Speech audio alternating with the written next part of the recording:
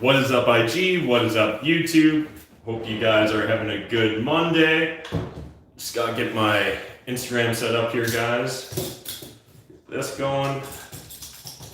All right. Otherwise, another Monday, Matt McKeever madness, or whatever we're calling it there. Awesome. Can you pass me the Kleenex box since you're still here? Awesome, guys. Adam Martin was just filming me in my bathroom. That probably sounds weird, but thank you, sir. All right. So Monday nights, you know what that means. We're going to smoke some weed. Still got some lemon haze that I'm going to be smoking. I'll give you guys my usual little disclaimer when it comes to Matt smoking weed on Instagram.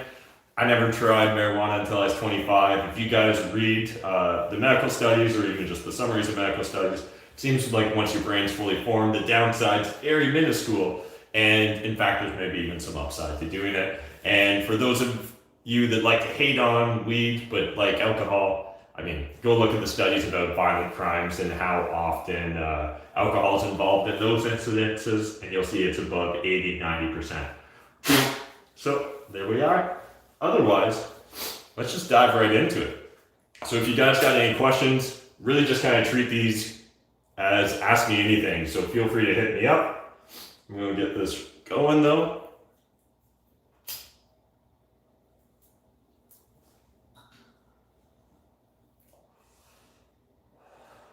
All right. Hope everyone's having a good week so far.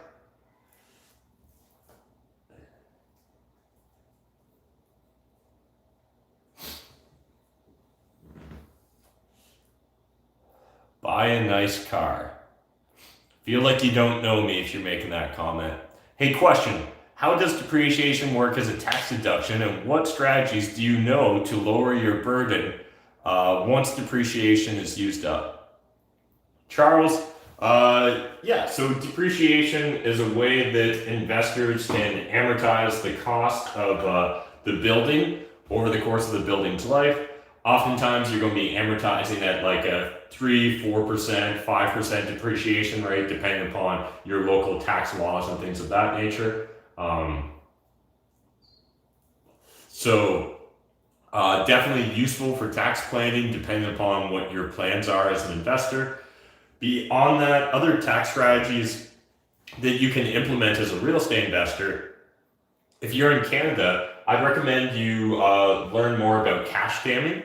So cash damming is a unique strategy that investors here can implement to try and turn bad debt into good debt, or in other words, try to get debt that wouldn't be tax deductible into becoming tax deductible debt. Another way is, rather than flipping real estate, burning real estate, because there's no actual tax consequences on a refinance as long as you use the proceeds towards additional investment endeavors. So there you go.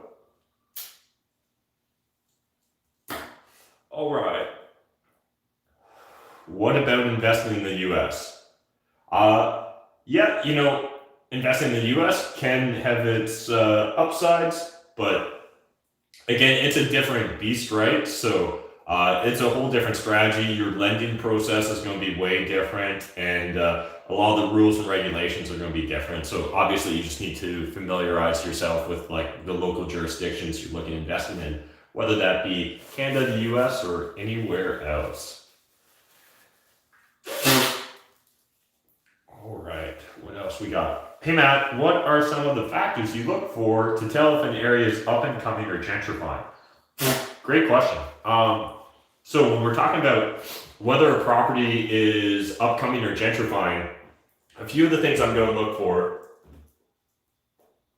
and we'll talk in generalities first and then I'll get into specifics. But we're just going to be looking for, is the neighborhood changing, right? Are different people moving in? Are people starting to take care of the properties more? Are they investing more into the properties? Are we seeing the average price, increase? Those are all great signs about a market or a neighborhood gentrifying.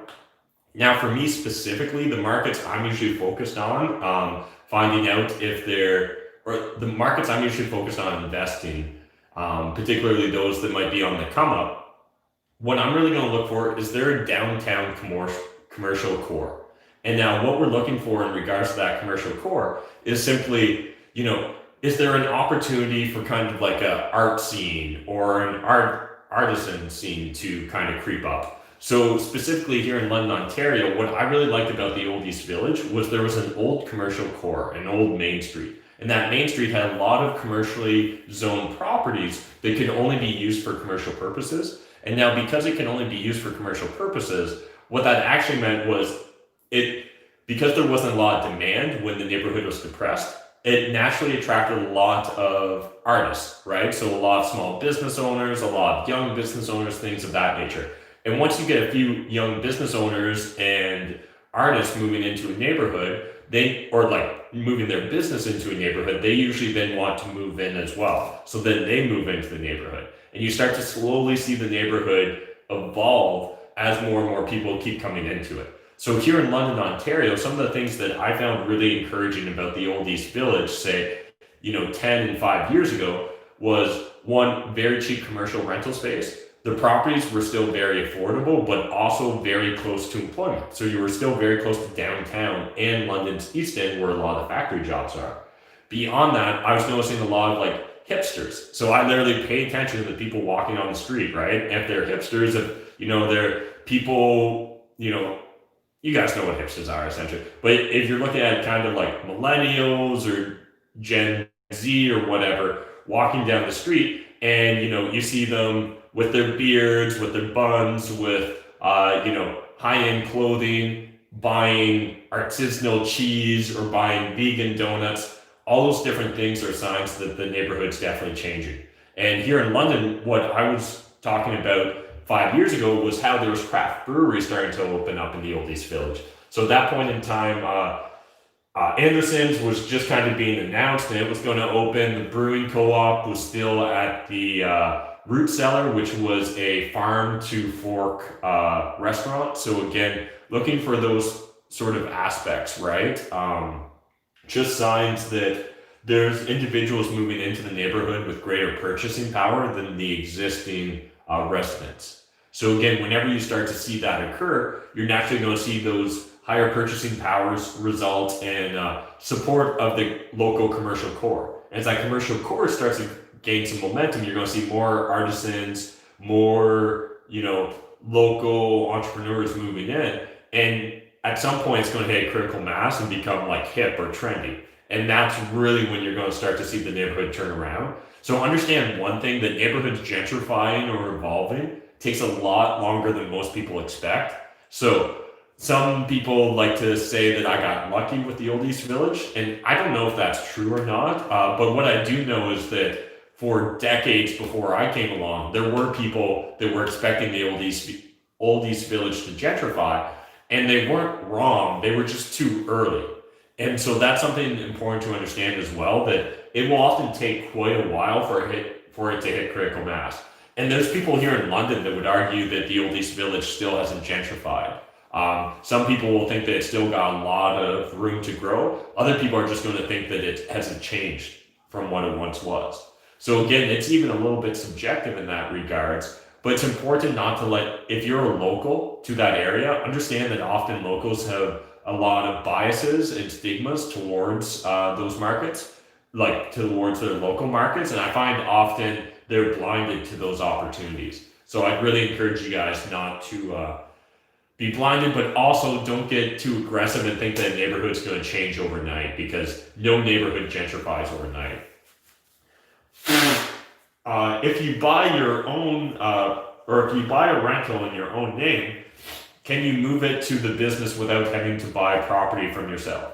Yeah, you can transfer properties in between, but understand you're probably still going to get hit with land transfer tax depending upon how everything's set up. Does Weibo smoke with you? No, Mr. Weibo has never tried weed, to the best of my knowledge.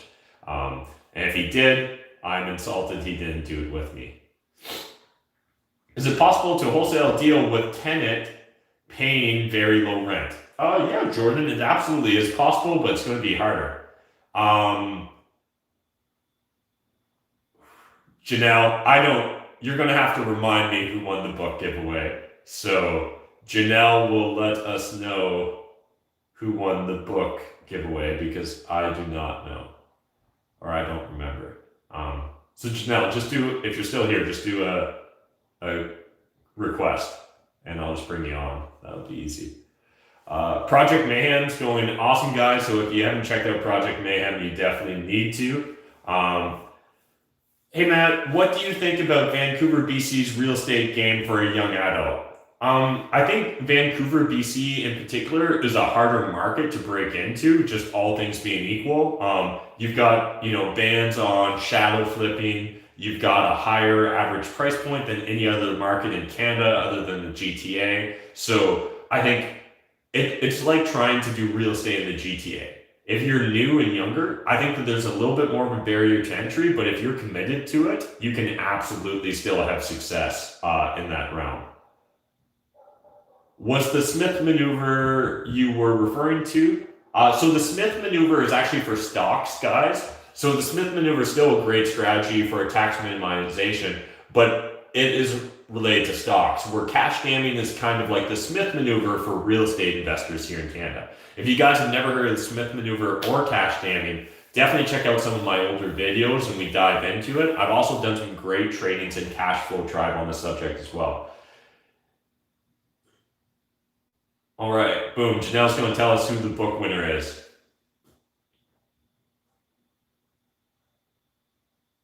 Maybe, if she joins us. Otherwise, I'll see what's up YouTube. All right, hey Janelle. Good.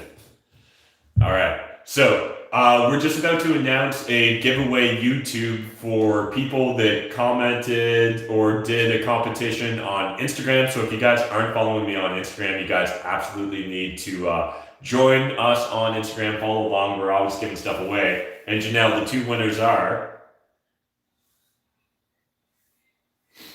So, shout out to Ramus.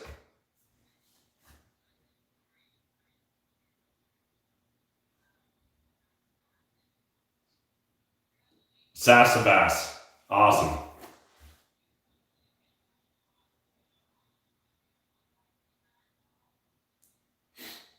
Awesome. Thanks, Janelle. Appreciate it. And if you guys didn't know, Janelle's actually running Project Mayhem. So every single day, she's whipping the Project Mayhem students into shape on a Zoom call. And we'll be doing another one come August. So if you guys are interested, definitely check it out. We'll throw up some links on YouTube at some point, and we're going to have links soon on Instagram as well, guys. So definitely, if you haven't tried Project Mayhem, you need to check it out. Thanks, Janelle. All right, awesome, guys. Hey, Matt, when you run out of down payment money, do you think syndication is the best way to scale?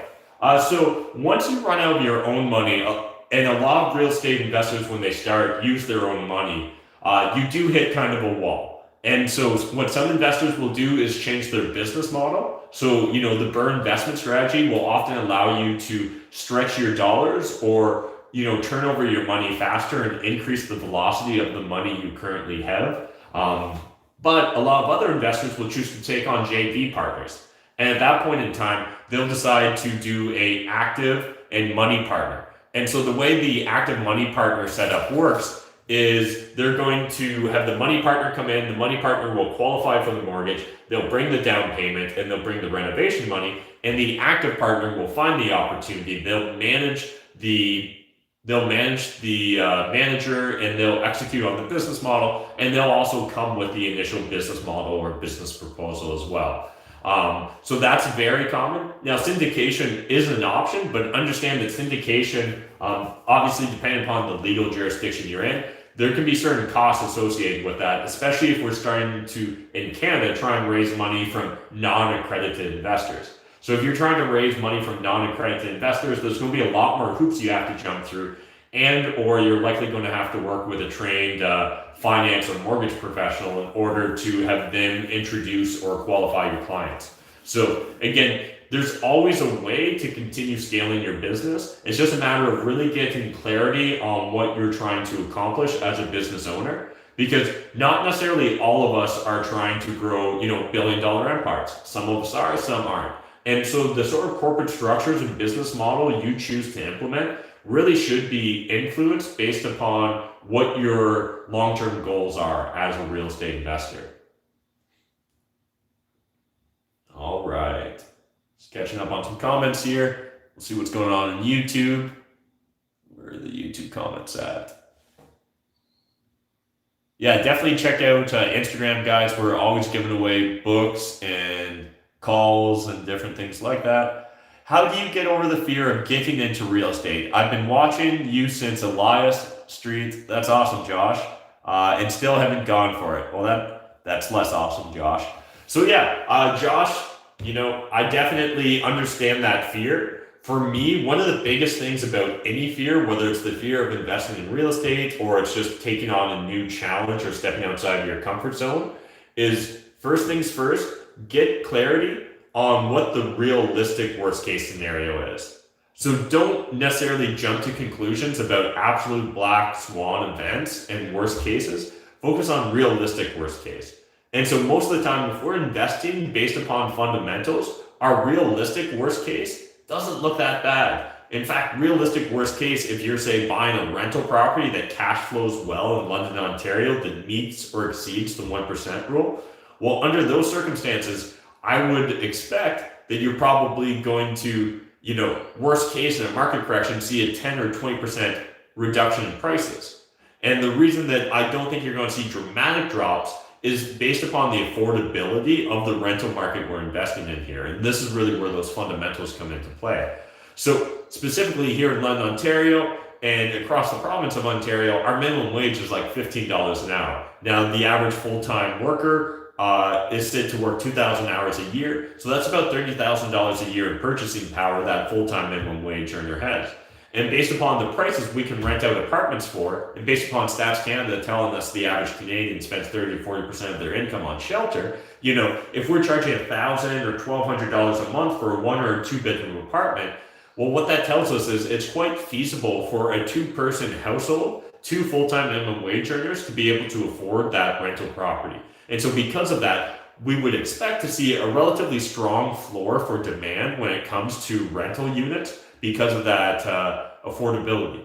So then what I'm going to look at is other fundamentals like employment and things of that nature. And here in London, we've actually got a pretty robust employment scene. A lot of people think of us as a manufacturing city, and a lot of people think of us as auto manufacturing, but understand auto manufacturing is only like 10,000 jobs here, and the creative digital arts is like 9,000 jobs. So we're essentially, if you're going to call us an auto city, you almost got to call us like a digital creative arts city. I don't think anyone would call us that. So for me, what's really important is looking at those fundamentals and figuring out what the realistic worst case scenario is. And Josh, if you're investing for fundamentals, the realistic worst case usually isn't that bad. So I hope that gives you some more confidence going forward on your investing journey. And otherwise, if you're looking for just another great resource, I really encourage you guys to check out Cashflow Tribe. It's absolutely, you can join us for free for a 14-day trial. Just go to cashflowtribe.ca. Not really trying to do a sales pitch here, but again, if you're looking for a great resource, 14 days free. Hard to beat that. Lots of insurance businesses in London. Yep. In fact, our largest private employer is TD Canada Trust. So again, 3,500 employees in TD. And when we look at the largest employer, it's actually London Health Science Centre. And so London Health Science Services, or whatever it's called, employs over 20,000 people and over 2,000 researcher jobs alone. So again, we've got a very robust medical and biotech and pharmaceutical scene here in London for the size of city we are. What's my net worth? That sounds like a very transactional question. Are you planning on still investing in London when you guys move? Yes, so I still like the fundamentals here in London and still believe that I've got a competitive advantage over most other markets by investing in London. So even though we're likely moving to the west side of Toronto, I'm going to keep investing here in London. In fact, tomorrow we're going mansion shopping. So if you guys aren't following me on Instagram, make sure you follow along, watch my stories tomorrow, Because myself, Jeff, Peter, Adam, and Lara, the whole crew, we're going to be taking a road trip in Hamilton, I think Mississauga, Milton, Oakville, Burlington, all those places, checking out some pretty cool mansions and just kind of trying to figure out where we're going to move to next. So that's going to be a lot of fun. How do you know what's the maximum amount of rent you can potentially charge? So it's difficult to know the absolute maximum you can charge, but if you're trying to charge on the higher end of the spectrum, one thing you can look at doing is ghost ads. So this is something myself and Casey Wong have talked about in the past on YouTube videos. So you can check that out, which essentially means you can just put out an ad and see how people respond. Do a lot of people respond to that ad? If so, maybe that's an indicator that, you're offering the property too low. Another thing is going to websites like PadMapper, which is an aggregator of different rental websites, and it'll list all the different properties available for rent. Again, this is great for getting a snapshot of what properties are currently for rent and at what price in your local market. How much does it cost to do a corporate tax return? I don't know, man. I don't do corporate tax returns anymore. I don't do tax returns. What else is going on? See what else is going on YouTube. Awesome. We got 50 people on YouTube, 40 on Instagram. Oakville is too overpriced. Oakville, you're moving to Toronto? Yep, we're moving to Toronto's West End, ideally. How to find non-MLS property deals. So there's really two primary things you can do, right? If we're trying to find non-MLS deals, we can either be outbound or inbound leads. So outbound leads is going to be us reaching out to people. Now, when you think about who you can reach out to, you can go on Kijiji and see the for sale by owners. You can go on Craigslist and see the for sale by owners. You can go into the for rent ads and call those owners and see whether they're interested in selling.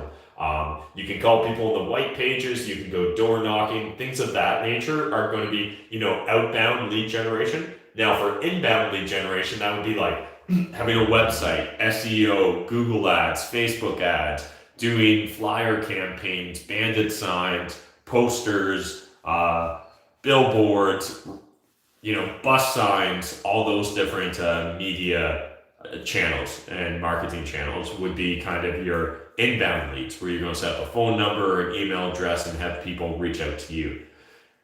If you're really looking at trying to do wholesaling seriously, I would encourage you to do both. So create a pipeline of inbound leads and a pipeline of outbound leads. And then the real key is consistently executing on it.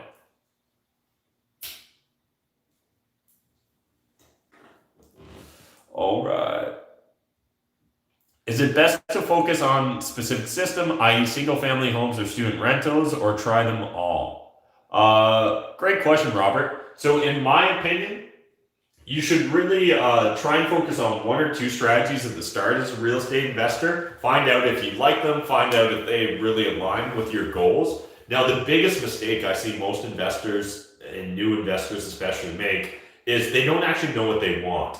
And so because they don't know what they actually want, they're constantly stuck in analysis paralysis because they don't have a good framework for making decisions. So while this may be frustrating, we need to understand that each real estate investor's goals are likely different. And so it doesn't mean that we can just carte blanche, take one investor's business model and run with it. We need to make sure that our overall goals are in alignment with that business model. And so what I often find people doing is they pick a business model and then try and shoehorn it to fit their goal. What we should be doing is setting out with the goal, the end in mind, and then reverse engineering what business model will help us achieve it and will align with our, our skill set, our competitive advantages, and things of that nature. Yeah, you can wear a house that says buy houses, ask me how. You can get a magnet for your car. Lots of ways you can go about doing that. Hey Matt, the corp you set up to buy large multi-unit properties, are you JVing or working with partners? Yeah, so I've got partners in that business, and I always consider opportunities to JV or partner, but understand the average partner for myself these days, I'm going to be looking for someone that's at least got 6 figures liquid, right, that they can inject into the business. How much do I pay someone for my tax returns? I honestly have no idea, man. Not enough that it matters. It's not a significant business line item in my life. So, again, I think sometimes people worry about items that are less important than the big dominoes. Do I have a course teaching wholesaling? Yeah, so if you go to cashflowtribe.ca, you'll find a series of courses on wholesaling real estate here in Canada that you can sign up for and join. And you can literally get access to all that information for free for 14 days. The reason I'm moving to Toronto is because, just straight up, guys, it's got 10 times the population of London, Ontario.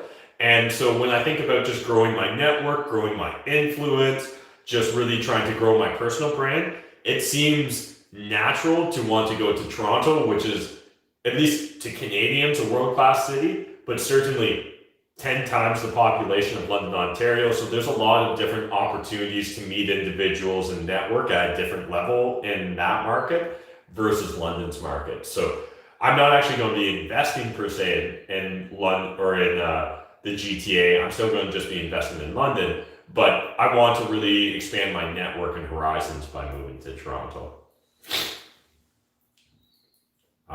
Yeah, I don't know, man. We've been talking about it for a little bit on a couple lives here that I'm moving to Toronto, and we're going to go mansion shopping tomorrow. We're going to be looking at a really pimp house, actually in Hamilton. If I've got any like Hamilton locals that really know that market well, send me a DM, and I want to know whether you think this is a good neighborhood. But it's like a waterfront property, looks really pimp, has a lot of nice bells and whistles.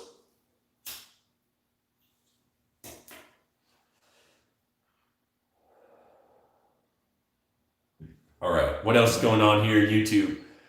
What's up, St. John, New Brunswick? Awesome. Have another Canuck in the house. What's your thoughts on the Windsor market? Overall, I think Windsor is still a strong real estate investing market, so I could definitely understand the draw for a lot of investors. I think you can get strong cash flowing properties there. Before COVID, it was seeing 10% plus, or at least double digit appreciation rates. So that's also attractive depending upon the business model you're looking at investing in. And yeah, otherwise you've got the 2 bridge expansions, right? That's going to draw, or like the bridge is being built, that's going to draw a lot of money and capital into the city. You've got the university there as a nice anchor. And I think that long term we might see a few more companies having their Canadian headquarters there. So especially if Detroit continues to revitalize its downtown. Do I buy, sell, manage real estate in the US? Nope. Everything I own is in Canada. Do you always make your duplex conversions legal? Straight up, never done a duplex conversion. Honestly, this is one of those things that some people like to hate on, but I keep it simple as a real estate investor. So like we're mainly doing projects that we don't have to pull permits on because it just makes life easier. So literally like lipstick flips, doing lipstick BRRRRs, things where we're just switching out kitchens, just changing out fixtures and bathrooms. Ideally, like I'm looking for, there's this idea in entrepreneurship and in society in general that there's some sort of nobility and struggle. And I think it's important that we challenge that perception. And I forget who said, this is not my quote, someone wiser than myself said, you should be looking for a business you can push downhill, not a business you're pushing uphill. And a lot of us are looking for businesses that we're pushing uphill. And so for me, a business that you're pushing uphill is a business like developing raw land.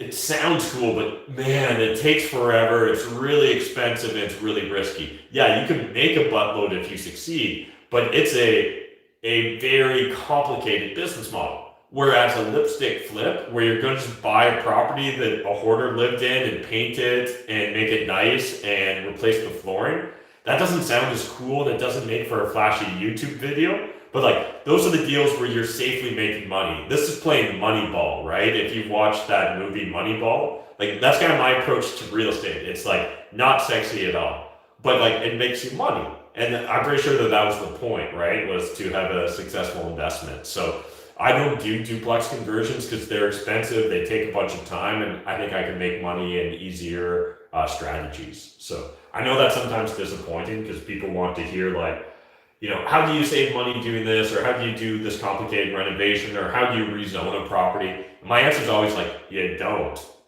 That sounds like a lot of work. Unless you're going to make that your specialty, that you're going to specialize in rezoning or duplex conversions or legal suites, you know, and you can carve that niche out for yourself, absolutely, and you can make a bunch of money doing it. But to do it as a one-off strategy, to me, just the risk reward isn't there. So I really stick to the KISS principle in my real estate.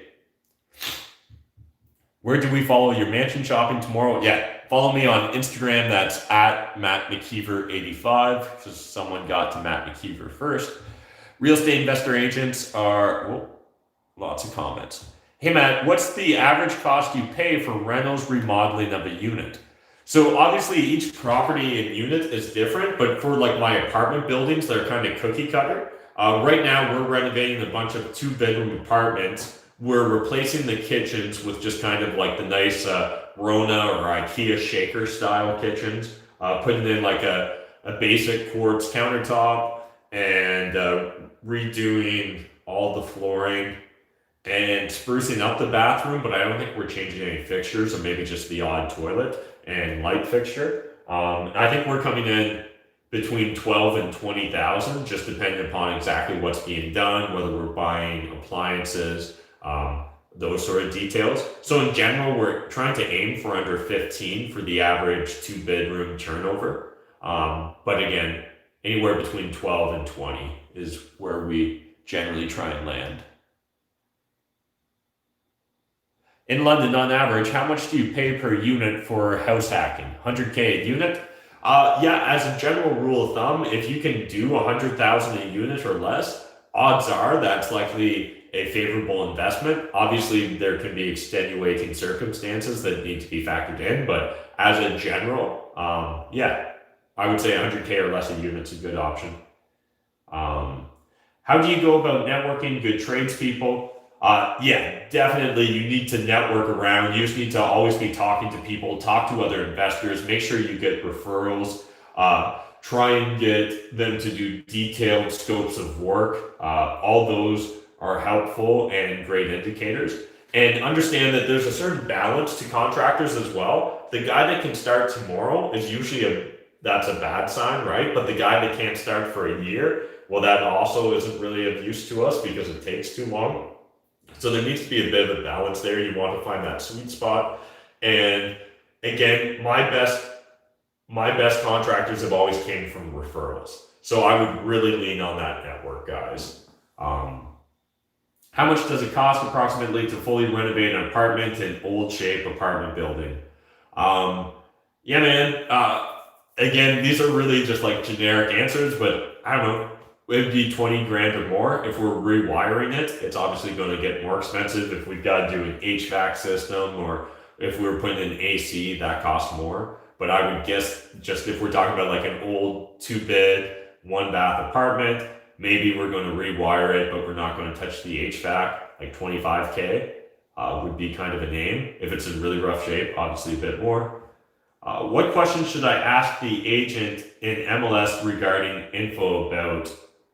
So, okay, Kathy, I'm assuming what you're kind of asking there is like, what questions should I ask an agent about MLS property? So if I'm looking at MLS property, you know, I want the same information that I want from any property. So one is property specific and the other is seller specific. So seller specific, I want to know the seller's backstory. Why are they selling? Why now? What are they looking to accomplish? And just trying to gather as much information or as many facts as possible. And then on the building specific, I'm primarily just looking at structural and mechanical. Everything else is cosmetic and not that significant. And another big part for at least a lot of the properties I'm looking at is simply, you know, if it's a multi-family property, can we get vacant units? Can we get tenant turnover? Are the rents already at fair market value? Really looking at the upside in regards to the property.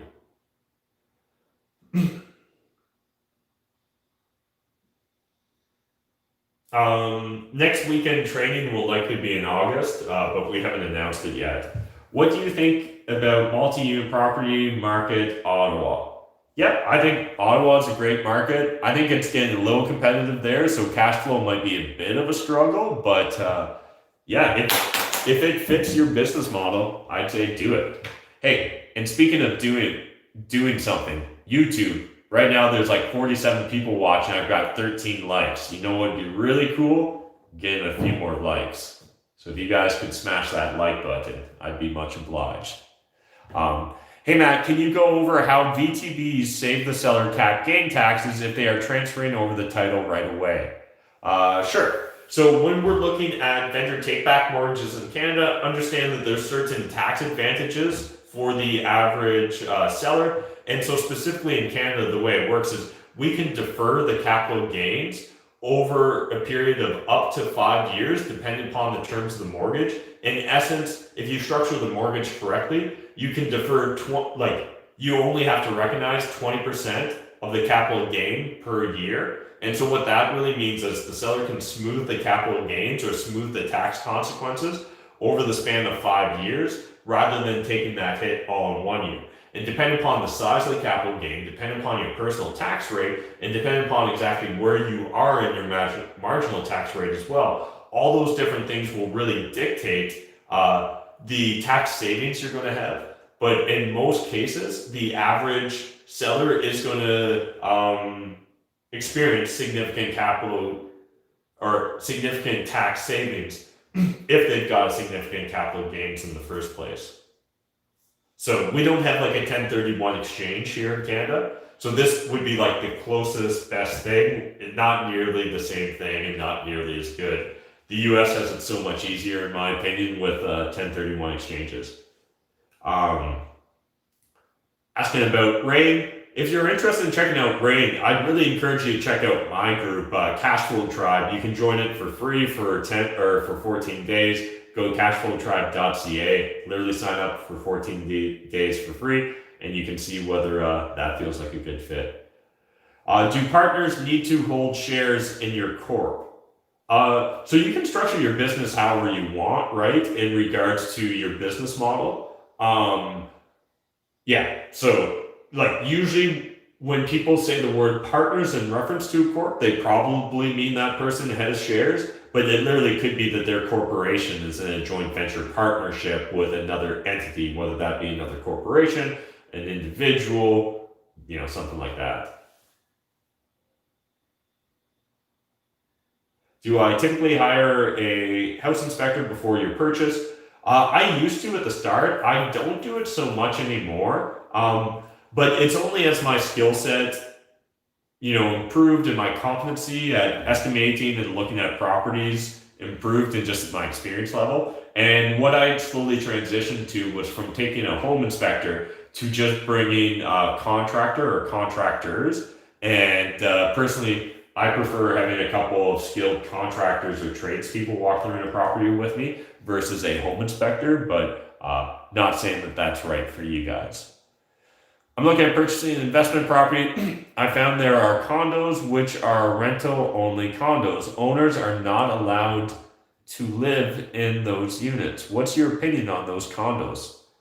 I'm not really familiar with that. That's interesting to me. I'm sure there could be upsides to that. I would just really want to know how that all works. Do you have to use that condo's property management? How much flexibility do you have in regards to ownership and influence over how the properties ran? I would suspect in those sort of properties, odds are you're not going to have a lot of control over the asset. So the one thing I will say to that point then is simply that as a real estate investor, what draws me to real estate in the first place to be an investor is having direct influence and control over the asset. So with paper assets like stocks that are publicly traded, unless I own 10% or more, unless I've got significant influence over the company, I can't really influence the company. And as a real estate investor, assuming I own the property or just me and another partner own the property, I probably have direct influence over how we use it and how we try and profit from it. So if we're doing good, but I see Airbnb as an option, I can quickly pivot and do Airbnb and try and make more money. If, however, Airbnb stops working well, I can pivot back and go back to the old business model or try a new business model. So for me, one of the really attractive factors about real estate investing is having direct control over that investment vehicle. And with a condo that's maybe rentals only, I suspect that you're probably going to have to use that condo corp's property management, and they might dictate a lot of the terms and even who gets to rent their properties when and things of that nature. And if that is the case, then for me personally, I wouldn't be attracted to an investment under those circumstances. I'd probably rather just invest in a REIT at that point if I'm not going to have direct influence over the asset. Will steaming wallpaper off be my best choice? I feel like I walked into this conversation mid-conversation, but steaming wallpaper is never fun, but you gotta do what you gotta do. What book would you say structured your vision to where you are now? I don't think I could pick one book specifically, but if I had to give a handful of books that I think could be very impactful on an individual's life, and if you want to just stay in the realm of personal finances and money, Rich Dad, Poor Dad, if you haven't read it and you're brand new to this journey, you absolutely need to read that book. If you've read that book, then the next one I would say is The Millionaire Next Door, which is really going to open your eyes to what the average millionaire actually looks like. Dr. Stanley did a great series or like a great study and really broke down his findings well in that book. Then I would recommend Early Retirement Extreme by Jacob Fisker. And Jacob is definitely someone who had a huge impact on my thinking. And in that book, he talks about the concept of early retirement, but he takes it from a really systems-based approach. So really, he's like if I don't misremember this, I think he's like an astrophysicist. So like insanely smart dude. And anyways, he really takes it from a engineer's perspective and a very logical, rational approach to the problem of money. And in that book, I feel like he literally solves the problem of money. So it's the book I've given away the most copies of. I've literally given over 100 copies of that book away in my life. And if it wasn't so expensive to buy copies in Canada, I would have given away so many more. I've literally asked him to sell me copies in bulk, but he says it's not worth his hassle, which is too bad. But I would really encourage you guys to grab a copy of Early Retirement Extreme. And then if you're getting more into business ownership and things of that nature, what I would really encourage you is Ben Horowitz. He is founders of A16Z, the VC firm with Mark Andreessen, and they were the Netscape guys, and been amazing, powerful, important, impactful VCs as well. He's got two great books. The Hard Thing About Hard Things and What You Do Is Who You Are. I would strongly encourage anyone looking at starting a business to do that.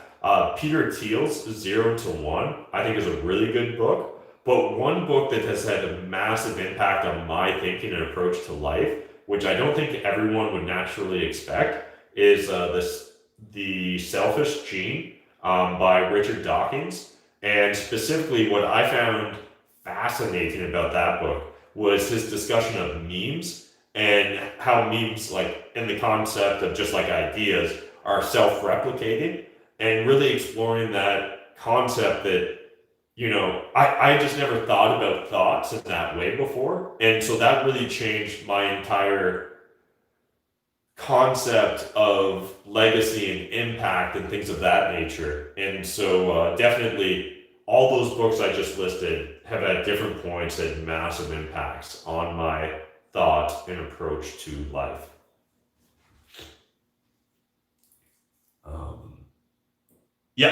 Early Retirement Extreme So not stream, but early retirement extreme.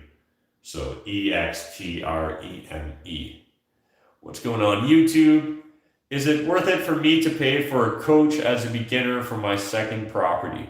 Robert, it's really up to you. I think mentorship is valuable under the right circumstances. Again, you need to be in the right place and you need the right mentor or coach. So what I would really focus on is your mentor or coach doing or have what you want or what you want to do. And so be careful. There's a lot of people out there that are professional coaches and they only make their money coaching and they're not active practitioners. I think those people, usually they may still have good intentions, but I don't think that they can give you the practical knowledge or wisdom or counsel that you're seeking.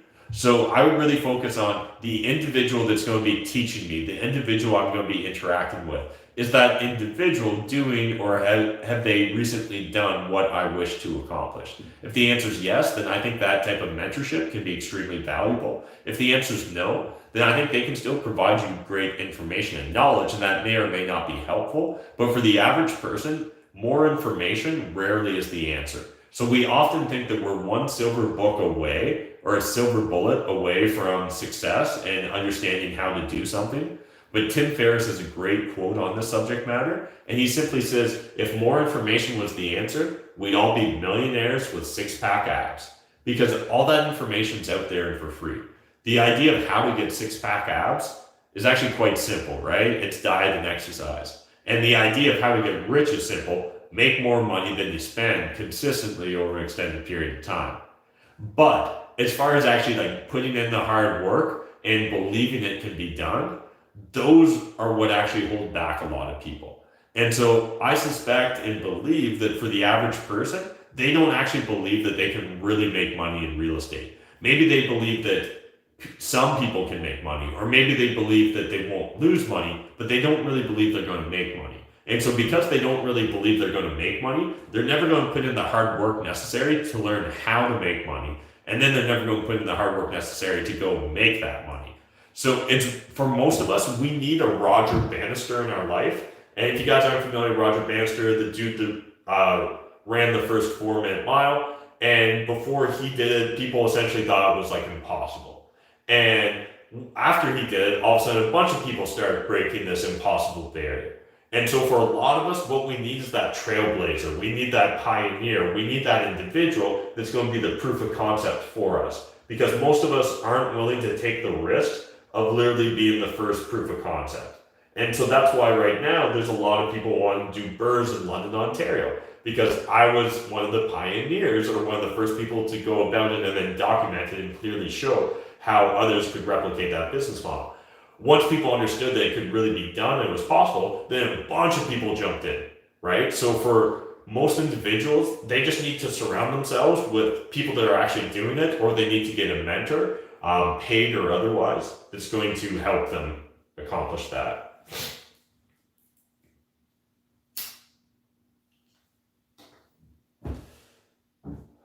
How far from your home would you invest? To me, it's really about your systems and processes. So I have no issue investing from afar, but I would just need the right systems and processes in place. Matt, did your family doubt you when you started? Yes, they absolutely did. And I would argue to a lesser extent, they still do. So they definitely don't, at the start, my parents thought I was crazy because I had a good job, right? First person to go to university, first person in the family to graduate university, first person to get like the white collar job, first person to get like an office with a window and a view and things like that, and get my CPA license and stuff like that. And so to want to get into real estate, first they just thought it was a silly distraction. Then when I quit my job, they thought I kind of went crazy and was throwing away my life. And then when my sister quit her job to work for me full time, they really thought I was crazy. But they live in a different reality than me. So it's not that family or friends want to doubt you or that they don't want you to succeed. It's that we just need to understand a lot of them are living in a different reality. And if you decide to really commit to your personal growth, and like a lot of real estate investors first get into real estate because they want control of their finances, but they often then discover personal development and personal improvement. And once they open up that Pandora's box, there's often no going back. And so then they want to really just constantly push their limits, right? They're constantly learning, constantly improving, start exercising, just starting to get control of every aspect of their life. And unfortunately, a lot of people, when they see you getting control of your life, they naturally view it through the lens of themselves. And so they naturally view it as a reflection or a judgment on themselves. And like crabs in the bucket, they naturally want to pull you back down or pull you back to their level. And again, most of these people will honestly only have the best of intentions for you, but they're still going to struggle to really give you the advice or support you need. And in part, it's because you're being the trailblazer among your network, right? And so as the trailblazer, there's inherently going to be more friction than if someone's already gone before you. Thanks, man. Appreciate the love. I may have missed this, but do you have a podcast? I've listened to your Fire podcast with Kellen, which are awesome. Thanks, man. Appreciate that. No, I don't have any other podcasts right now. That's actually the one area of social media I'm really dropping the ball on. I need to remedy that situation fast.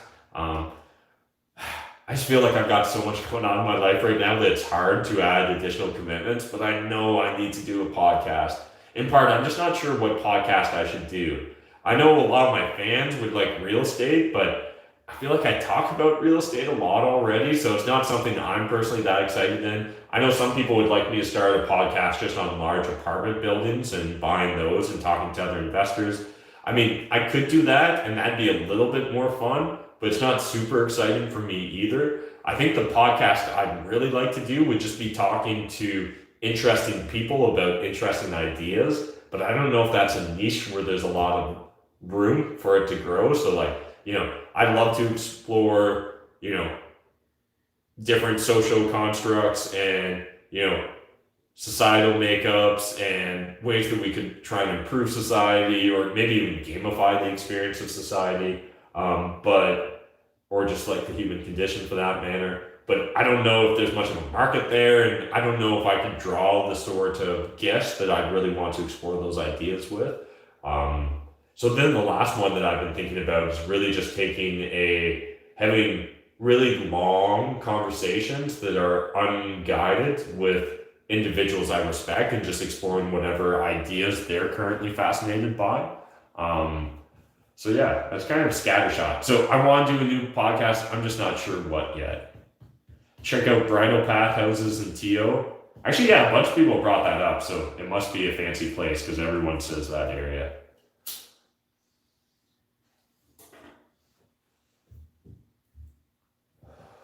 All right, let's see what else is going on YouTube.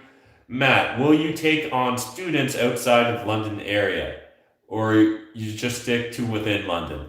Robert, so if you want, you can always get like lessons and teachings from me through Cashflow Tribe.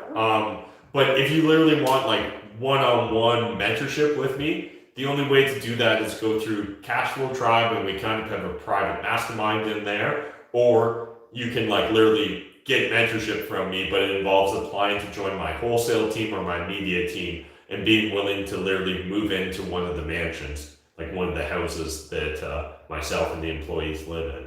So that's not for everyone, and I get that. It's an unusual request of most people, but this is an unusual experience. So this is more than a business. We really are a movement. It's really more than just, a job. It's a whole approach to life. It's a whole life philosophy that I'm really trying to instill here. And so if that's something of interest, you can always try and join us through those means. And if that's not of interest, if you really just want real estate information, then Cashflow Tribe is the best way. So if you guys didn't know, like every single Monday night on Cashflow Tribe, I just go live on Zoom for about an hour and a half and just answer questions. And we literally do Google Sheet screen shares where I'll break down the numbers with you, run through the numbers, And it's honestly, you can join for 14 days for free. And then if you'd like it, it's a very low monthly subscription, $59 a month Canadian. I mean, if you're in America, that's essentially free. Is it buying a property to BRRRR any tougher in the winter months? Nope, not particularly. Hey Matt, thoughts on a young professional trying to get into real estate market that is super expensive? Yeah, Champagne, the first thing I would challenge you on is, do you have to get into that real estate market? So if you don't have to get into the BC market, why would you, right? And if you are trying to break into the BC market, if it's as an investor, what's your business model? And the greater fool theory isn't a good business model. So the greater fool theory is just, you're going to buy something and some bigger fool will come along and pay you more money for it than you paid for it. That's not a great model. So we need to have some sort of value add strategy or buy with built-in equity strategy in order to really have a consistent, replicatable business model. And I'm assuming that that's why you want to buy real estate in the first place. So if that is the case, you may find that BC isn't or Vancouver, BC in particular, isn't the right market for you. What's your idea of a new investor purchasing a turnkey property in another city with potential value adds versus BRRRRing right away? Ideas to get feet wet and learn before BRRRRing right away. Yeah, if you're intimidated by taking on a full BRRRR project day one, I don't see anything wrong with buying a turnkey or an almost turnkey property and doing some basic lipstick renovations and trying to improve it that way. Again, you don't have, there's no one perfect path as a real estate investor. You really need to take in consideration where you're at, what your experience, skill set, resources are, and then use that to your advantage, however appropriate, right? So if you're a contractor, already by trade, doing a BRRRR as your first property, probably not intimidating. But if you're mainly a sales guy or a finance guy or just, a white collar person who's never swung a hammer, taking on a full gut job as your first property, that can actually be quite intimidating. If you can't find a good mentor in order to help guide you through that process, yeah, I would see no issue in buying a turnkey first. In fact, that's to a rough degree what I did. I bought a property that was usable in its current condition, but it had some upside down the road, but didn't necessarily need to be renovated right away. So I bought it, house hacked it, had some roommates move into it. We did some minor renovations, and then did some renovations later down the road, which allowed me to then increase the gross rents and then eventually resold the property. So again, there's no one size fits all approach to real estate investing. You just need to really get clear on what your goals are as an investor, and then make sure that the business model and the actions you take are in alignment with that goal. And so the biggest issue most investors have is they can't make decisions fast. And the reason they can't make decisions fast is because they don't have a clear goal. Because if you had a clear goal, you then would have a clear set of criteria to make decisions against. And when you've got a clear set of criteria to make decisions against, making decisions becomes really freaking easy. But when you're just staring at a blank slate, when you're like, I want to make money with real estate, but I don't care how or where. Well, you've got so many options that you're going to naturally get paralyzed through the analysis process. So what you need to focus on is, what does real estate investing mean to you in the first place? And specifically, what I challenge you towards is, what's the end result you want? Well, eventually I want to quit my job because of real estate. It's a common one I hear. Cool. How much money would you need to make to quit real estate? Well, I need at least $5,000 a month consistently. Awesome. Do you want to do it fast, or do you want to do it slow and eventually? I want to do it fast. Cool. So you're willing to just make the money actively, become a mortgage agent, a realtor, a wholesaler, a flipper. No, I don't want to do that. Okay, so you want to make it a bit slower, but we want to build up passive income. Yeah, that sounds better. Okay, cool. Again, it doesn't matter which path you take. What's important is that you're very honest with yourself, because again, you're going to have to live with those decisions. And when I say this, someone's just saying my beard's grown. Yes, Sahas, it definitely has grown. Oh, and Sahas, I think your video is coming out tomorrow. But so then when we're starting to break down, what we're trying to accomplish as a real estate investor, let's say we come to the conclusion that you want to make $5,000 a month passively through rental real estate, that's the right business model for you. Cool. Now what we need to do is focus on buying properties that get us there. So if you want to make cash flow, you can't be buying properties that don't cash flow. Straight up, I don't care where you live. If you live in downtown Vancouver or Toronto and you want to invest for cash flow, unless you can buy strong cash flowing rental properties in that market that have a high cash on cash return, not a good fit. You need to move on. Oh, all right. Instagram just kicked me off because we've been going for over an hour. So I will share that. I'll wrap up this idea with you guys. So yeah, YouTube, when it comes to making that decision and getting clarity, it's just really important that you know what you want. Because once you know what you want, it becomes so much easier to get it and make the right decisions. Answer a question about incorporating. Man, my answer is going to be, if you're asking for free advice about incorporating, you should incorporate. It's honestly that easy. I know people want it to be complicated. In general, I recommend most investors not incorporate. If you're concerned about liability, then what I'd recommend you do is get an umbrella insurance policy. It's going to be cheaper than setting up a corporation. Get a $2 million limit on your umbrella insurance policy and roll with that. Yeah, because again, like incorporating a property is something that you can't like make on a whim, right? It's something where you really need to get your tax professional involved to make sure that they really understand what you're trying to accomplish with that investment. All right. If you're looking for templates for anything we use, like our purchase and sale agreements, again, you can literally get my purchase and sale agreements for free through Cashflow Tribe, and you can join Cashflow Tribe for free if you go to cashflowtribe.ca. 14-day free trial, legit. You can go grab all the content for free, binge it for 13 days, cancel, and you won't be charged a penny. Not trying to scam anyone, but we trust that you're literally going to fall in love with us and the platform, and then you'll decide to stick around and pay us a monthly fee, which lets us create more great content. So again, if you guys haven't checked out Cashflow Tribe, really encourage you to do it. All right.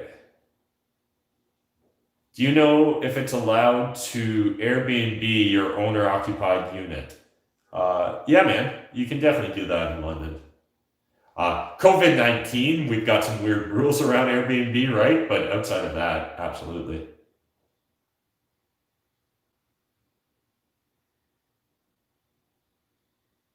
Thanks, man. Appreciate all the love in the comments, guys. All right. Well, I'm going to wrap up. Appreciate you guys hanging out with me on a Monday night for an hour. Super cool that, 40 plus people will just hang out while I smoke some weed. Otherwise, if you guys aren't following me on Instagram, though, jump over because we're constantly doing more interactive content, always giving away free stuff as well. So, like, if you've been wondering how to get a Problems or Profits hat for free, or like a Problems or Problems t-shirt for free, or how to get some of the books I talk about for free, make sure you're following us on Instagram, because that's where we give away a lot of stuff as well. The YouTube algorithm kind of penalizes us a bit for doing live content. So we can't do too much live stuff or else it's going to hurt my channel, or at least that's our understanding of how YouTube works. So if you want more live stuff, Instagram is one of the better places to follow me because we're doing a lot there. But we're also goofing around on TikTok. So if you guys would like to see a little bit of the lighter side of us, check us out on TikTok. And thanks, guys. Appreciate you all hanging out with me on a Monday night. Bye.